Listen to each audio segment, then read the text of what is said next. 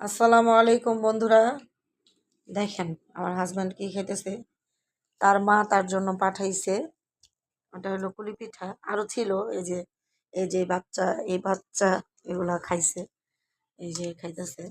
কি খাইতেছেন? ও হাঁসের মাংস আর হলো চিতই পিঠা আর চিটা রুটি। এই যে আমার হাজব্যান্ড একটা অ্যাক্সিডেন্ট করছে, তো এই যে পায়ে ব্যথা, হাঁটতে পারে না।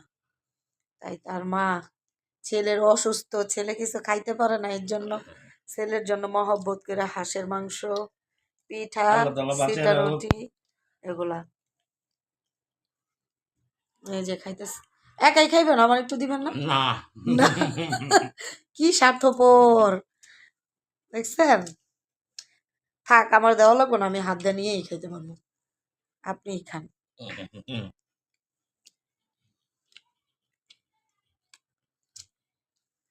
পায়ে ব্যথা, আপনারা কেউ কিছু মনে করেন না। পায়ে এই যে ব্যথা, তো দেখান একটু ব্যথাটা।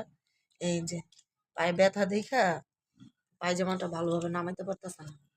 ওই পাওটা অনেক ফুলা, ওইটা অনেক ফুলা। ওই পাওটা ফুলা না অনেক? দেখি। এই যে এই পাওটা অনেক ফুলা। এই ব্যথা ব্যথা প্রচুর, তো এই কারণে এইভাবে মানে উঠায় বসে আছে।